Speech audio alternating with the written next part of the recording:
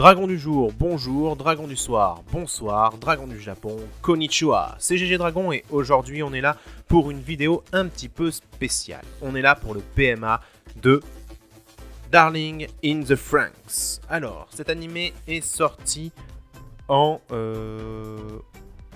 printemps 2018 et c'est un animé un petit peu vraiment très spécial entre humains, la Terre et un esprit surhumain qui transcende les dieux, on va dire, parce que c'est une sorte de boule lumineuse qui consume l'humain pour éradiquer la race, je pense, un truc du genre.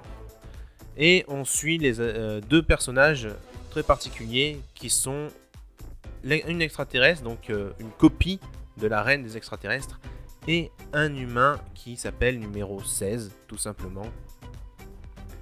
Et ils vont devenir des darlings. Ils vont piloter une sorte de mecha ensemble pour combattre les ennemis.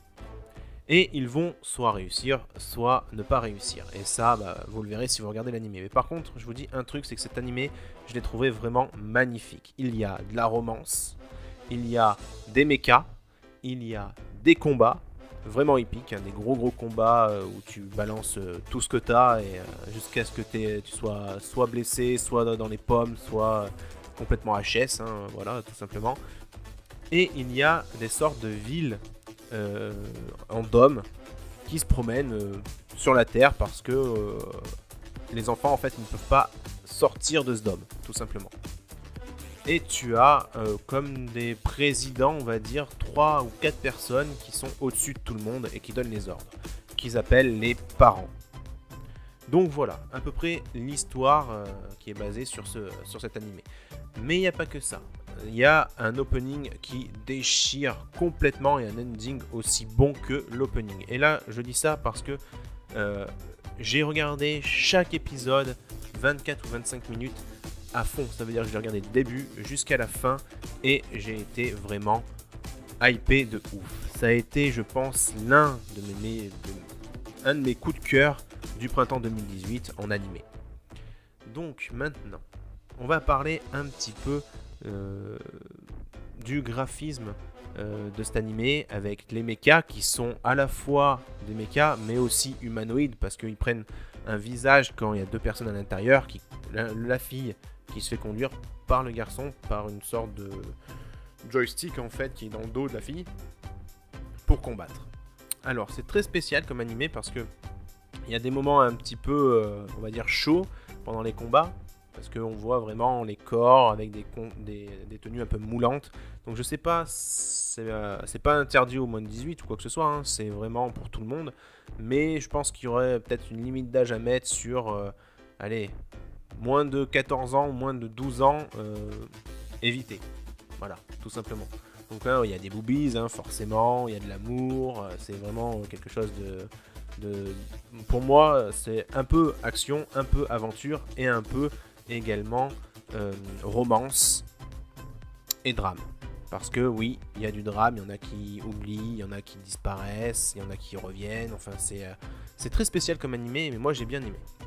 Donc maintenant, qu'est-ce que j'en ai pensé vraiment dans l'histoire même? Alors pour moi, l'histoire est magnifique, mais il manquait un petit quelque chose. C'est vraiment un méchant que tu vois directement parce que tu ne vois quasiment pas le méchant. Il est quasiment invisible.